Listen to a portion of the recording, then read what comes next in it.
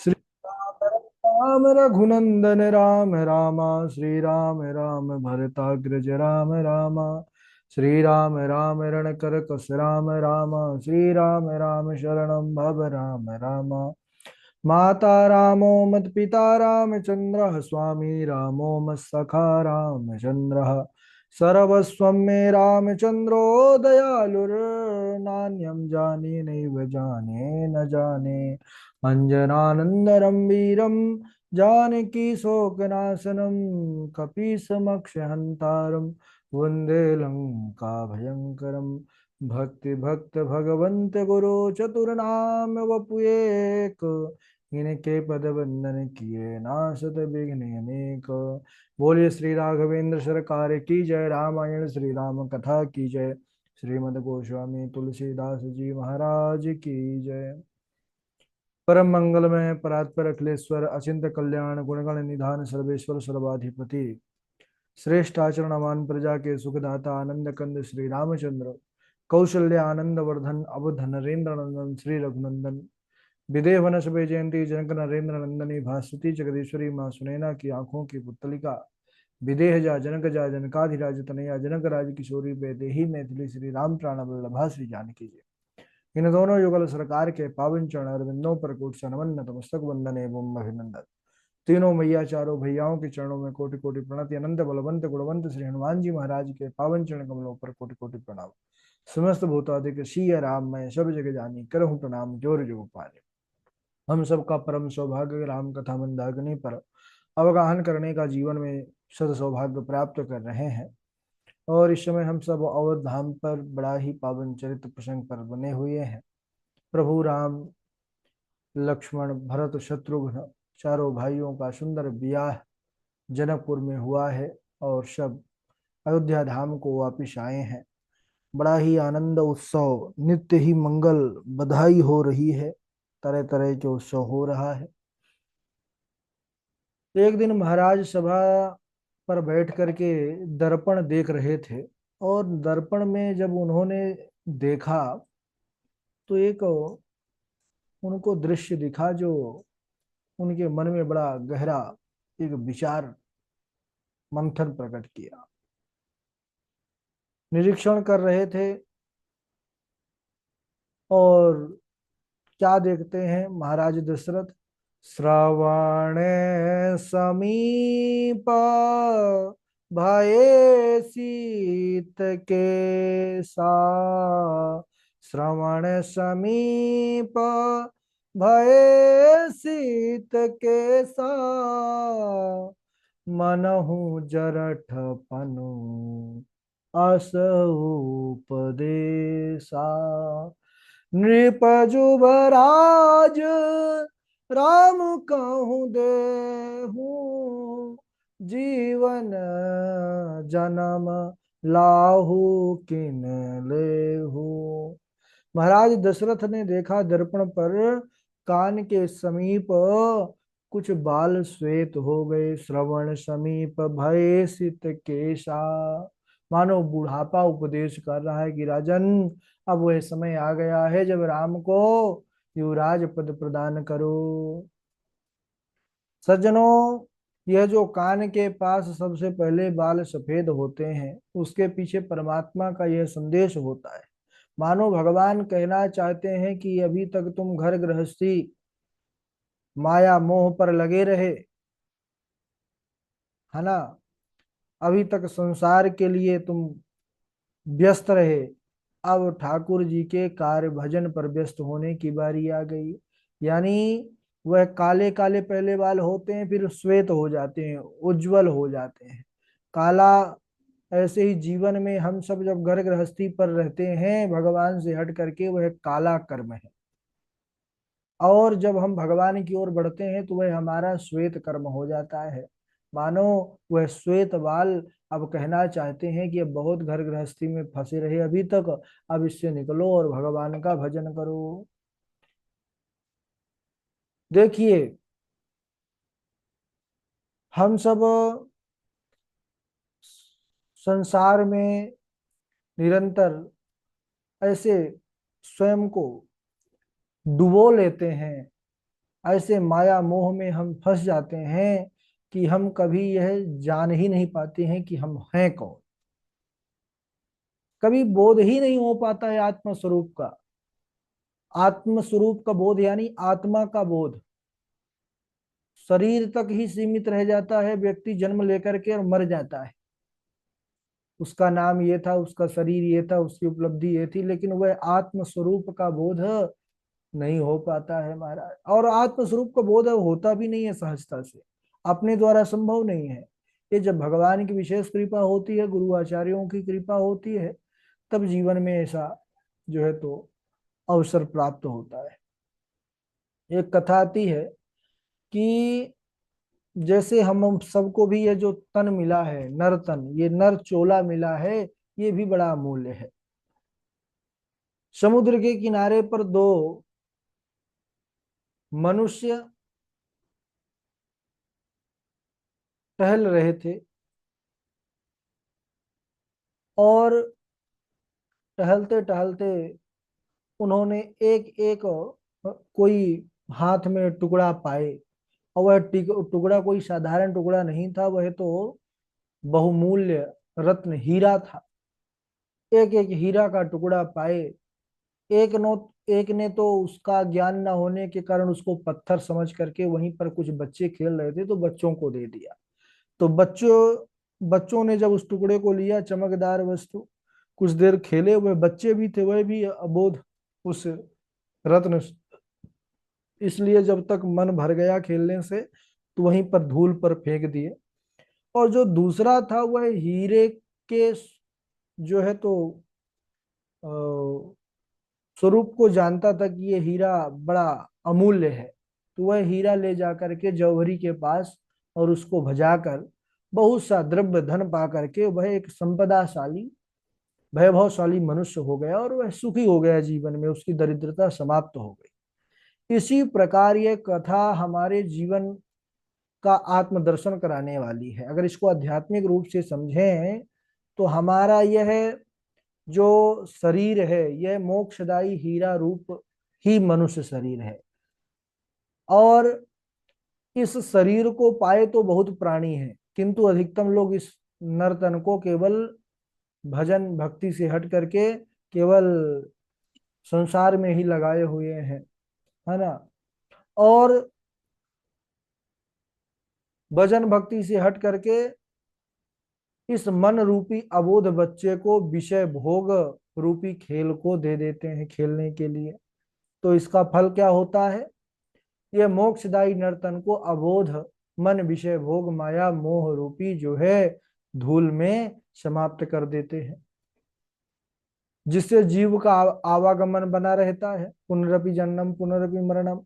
तो उस दुख को सहता रहता है। लेकिन जो बुद्धिमान मनुष्य होता है, इस उत्तम दुर्लभो मानुषो देहो, इस दुर्लभ मनुष्य शरीर को, हीरे हीरा को क्या करता है?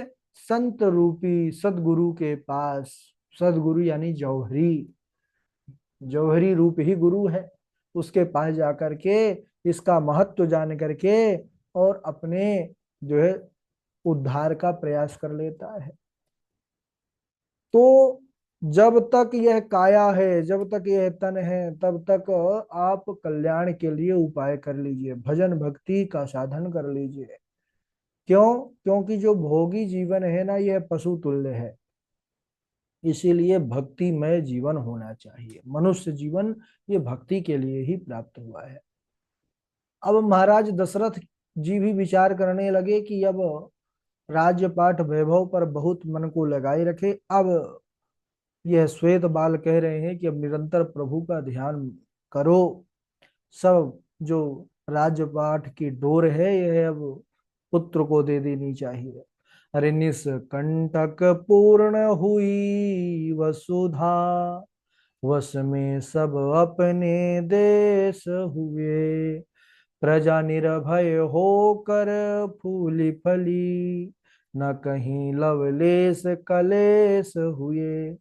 परमेश का ध्यान करूं अब तो, सिर ऊपर केसित केश हुए। हरे कृष्ण निरर्थक जीवन ये, हरि भक्ति बिना क्या नरेश हुए, हरि भक्ति बिना क्या नरेश हुए। यानी बिना भक्ति के क्या जो है तो हम राजा हुए। महाराज दशरथ जी देखते हैं कि मुकुट तिरछा हो गया है, विचार करने लगे यह मुकुट मेरे सर से गिरने वाला है, यह मेरे शीश से गिरे उससे पहले ही मैं किसी योग्य सर पर यह मुकुट रख दूं। मुकुट क्या है? यह मुकुट सत्ता का प्रतीक है, शासन का प्रतीक है। महाराज दशरथ भी विचार करने लगे कि राज्य सत्ता की बागडोर किसी योग्य को सौंपी जाए। महाराज विचार करने लगे कि योग मेरे राम से बढ़कर के कौन है। अरे सत्ता तो सत्य नारायण के ही शीश पर शोभा देती है, राम ही सत्य नारायण है। और इस प्रकार मन में विचार किया कि यह सत्ता की बागडोर अब राम जी के हाथों पर रख दिया जाए। बोलिए राजा रामचंद्र भगवान की जय। ऐसा विचार उनके मन में आया तो वह प्रसन्न होकर के भागे भागे गुरु बाबा जी के पास गए। अरे कहा ये भुवालो सुनिय मुनि नायक, भये राम सब विधि सब लायक, नाथ राम करी हई जुबराजू, कहि कृपा करी करिय समाजू। बड़े प्रसन्न है महाराज, कह रहे हैं कि कृपा कीजिए, मेरे मन में अब भाव आया है कि अब समय आ गया है जब राजपाट का जो दायित्व मैं राम को दे दूं और स्वयं सुंदर भगवान का भजन करूं। नाथ राम करी हूं जुबराजू।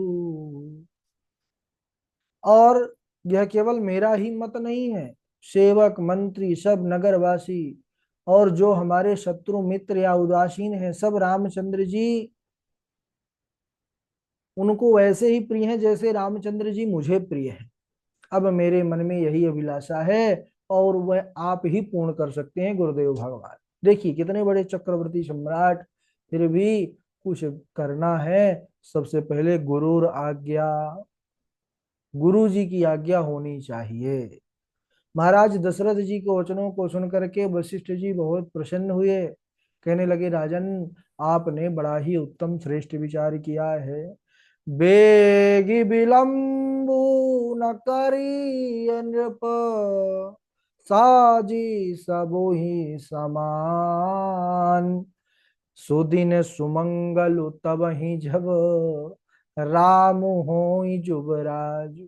गुरु जी ने कहा कि अब देर ना करिए राजन, सब तैयारी कीजिए। शुभ दिन और शुभ मंगल तभी है जब राम जी युवराज हो जाएं। अरे जब राम जी युवराज पद पर अभिषिक्त होंगे उससे बढ़कर के कौन सा शुभ दिन हो सकता है। सभी अभिषेक के लिए सभी दिन शुभ और मंगलदायक हैं। राजा आनंदित होकर के महल में आए हैं सज्जनों, और उन्होंने सेवकों तथा मंत्री सुमंत्र को बुलाया, उन लोगों से जय जय कह करके सिर नवाया।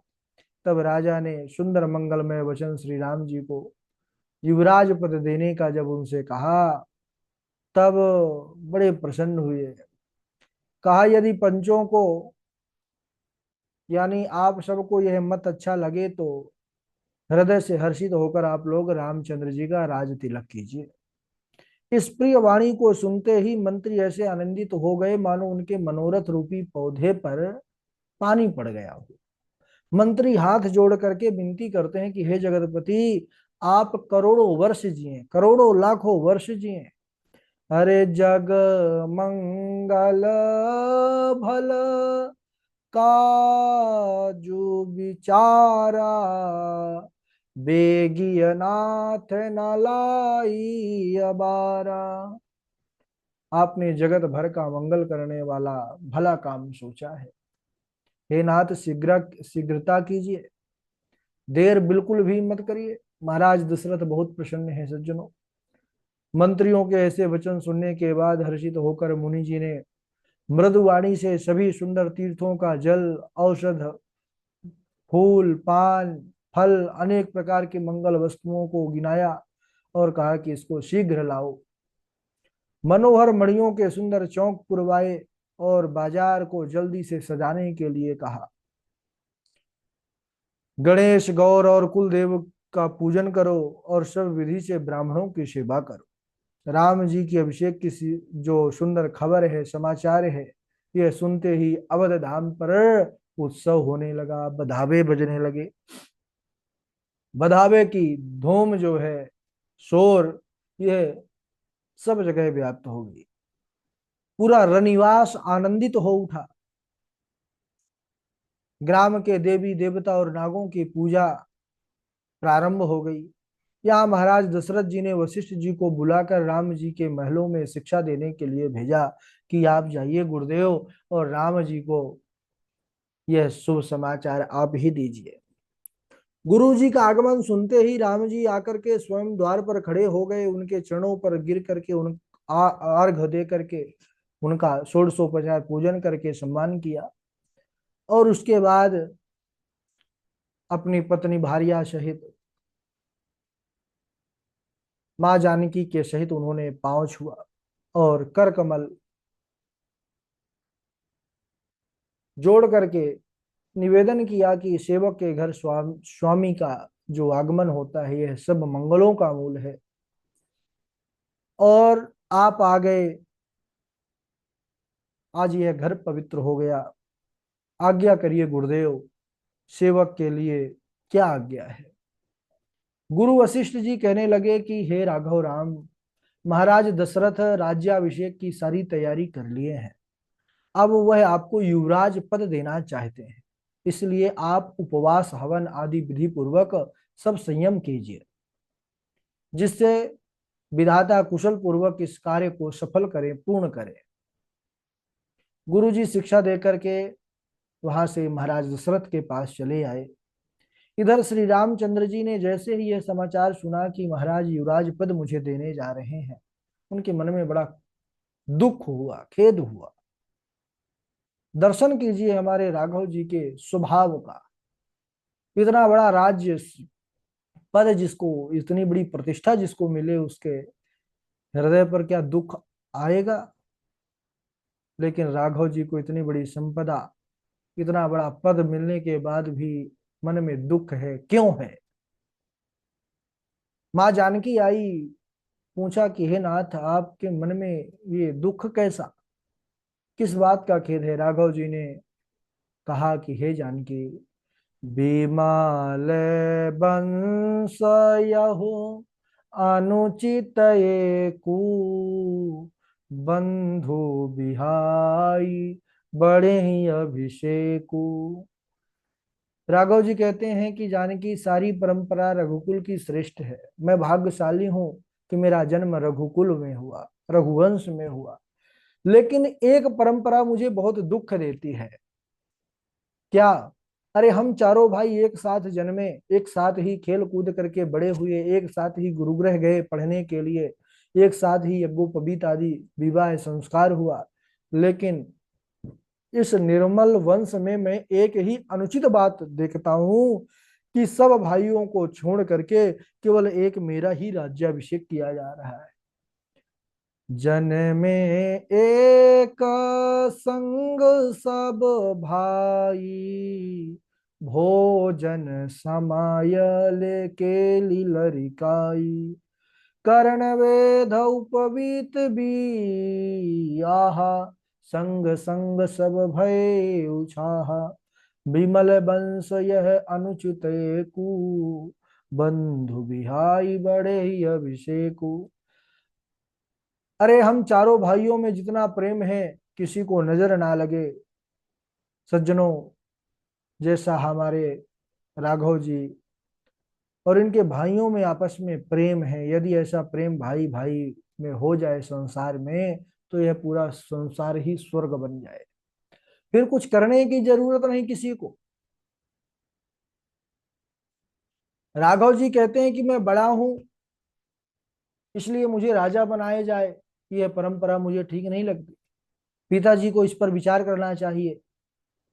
राम को कोई प्रश्न आता नहीं है कि राम को अयोध्या का राजा बनाना चाहिए।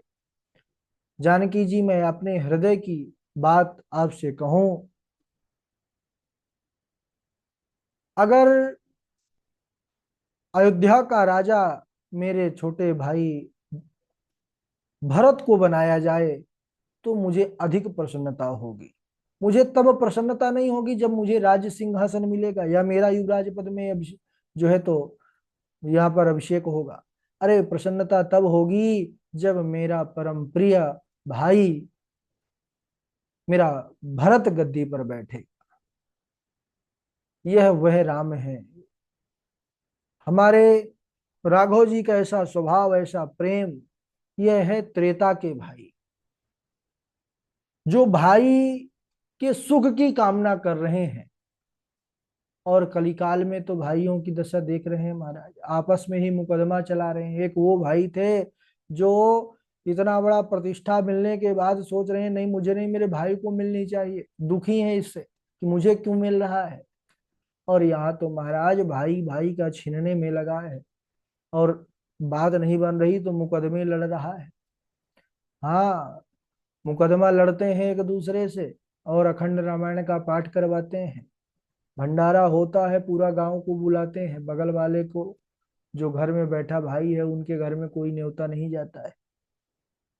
किसी कोई पूछता भी है कि महाराज ये बगल वाले नहीं आएंगे, तो बोले नहीं नहीं सब आए हैं लेकिन वो नहीं आएंगे। क्यों? बोले कि कौन है? बोले भाई हैं, और जमीन को लेकर के विवाद है।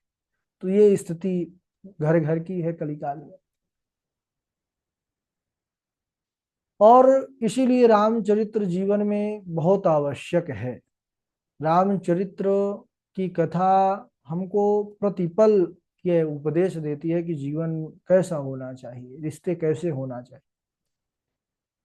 अच्छा, पूरे अयोध्या वासियों को बड़ा उत्साह है कि राम जी का तिलक होगा, राज्य तिलक होगा। लेकिन देवता बड़े कुचाली हैं, यह विघ्न करने की अब सोचने लगे। स्वार्थ सिद्धि के लिए, सबके आनंद के मार्ग में अब यह रोड़ा बनने के लिए पूरी तैयारी कर ली। सरस्वती को बुला करके विनय कर रहे हैं कि माता जाइए, अब बड़ी विपत्ति आने वाली है अगर राम जी राजा बन जाएंगे। तो आप कुछ ऐसा कीजिए कि राम जी राज्य को छोड़ करके वन चले जाएं, तभी हमारा कार्य सिद्ध होगा। सारद बोली विनय सुर करही, बारही बार पाय लय पर ही। देवता बार बार पांव पड़ रहे हैं, देवी जाओ, और आप तो सरस्वती हो, वाणी में बैठ करके ऐसा कर दो कि राम जी राजा नहीं सीधे वन को चले जाए। तब देवताओं की बुद्धि देख करके, विचार देख करके माता सरस्वती ने यही कहा, ऊंचु निवासु नीच करु तूती, देखी न सकहीं पराई विभूति। अरे देवताओं, इन ऊंचो तुम ऊंचे लोगों का यही दोष है कि दूसरों का वैभव तुमको अच्छा नहीं लगता। अहंकारी अभिमानी व्यक्ति में यही सबसे बड़ा दोष पाया जाता है। वह दूसरों को कभी बढ़ता हुआ देखकर प्रसन्न नहीं होता। माता सरस्वती विचार करते हैं कि इनका निवास तो इतना ऊंचा है, स्वर्ग में बैठे हैं, लेकिन करतूत इनकी जो है करनी है बहुत नीच है। ये दूसरे का ऐश्वर्य, राम जी प्रसन्न है, ओ पूरे अयोध्यावासी प्रसन्न है राम जी को राजा बनते देखने के लिए, लेकिन देखो इनको उनकी प्रसन्नता देखी नहीं जा रही। तो संसार का भी यही हाल है। आज का मनुष्य ज्यादा दुखी अपने दुख से नहीं है, दूसरों के सुख से है, कि ये सुखी कैसे है, कैसे आगे बढ़ रहा है, इसलिए उसको ज्यादा दुख है ना। और हमारा जो धर्म है, मनुष्यता का जो धर्म है, कि हम सब हैं सर्वे भवन्तु सुखिनः सर्वे सन्तु निरामयाः, ये हमारी आज परंपरा रही है। तो इधर माता सरस्वती ने विचार किया कि श्री राम जी के वन जाने से राक्षसों का वध होगा, जिससे सारा जगत सुखी हो जाएगा, और चतुर कवि श्री राम जी के वनवास के चरित्र का वर्णन करने के लिए मेरी कामना करेंगे। ऐसा विचार कर सरस्वती जी हर्षित होकर के दशरथ जी के नगरी अयोध्या पर पहुंचती हैं। और वहां पर जाने के बाद उन्होंने क्या किया वो तो कथा विदित ही है, लेकिन हम अगले दिवस इसको श्रवण करेंगे। आज यहीं तक। बोलिए राघवेंद्र सरकार की जय। अगले प्रसंग पर राघव जी वनवास को जाएंगे। बड़ा करुण प्रसंग है। बारी बारी से चौपाई सब लोग सुना दीजिए। सर्वप्रथम इंदु जी हैं, अवध जी हैं, पूर्वी जी हैं। राधे राधे गुरु जी प्रणाम। नीलाम्बुज श्यामल कोमलांगम सीता समारोह पितबाम भागम पाणो महासहायक चारुचापम् नमामि रामं रघुवंशनाथम्। श्री गुरु चरण सरोज रज निज मन मुकुर सुधारी वरनौ रघुवर विमल यश जोदायक फलचारी। राधे राधे गुरु जी। हाँ जी पूर्वी जी। राधे राधे गुरु जी प्रणाम। नील सरोरुह नीलमणि नील नीलधर श्याम लाजहि तन शोभानि रखी कोटि कोटि शत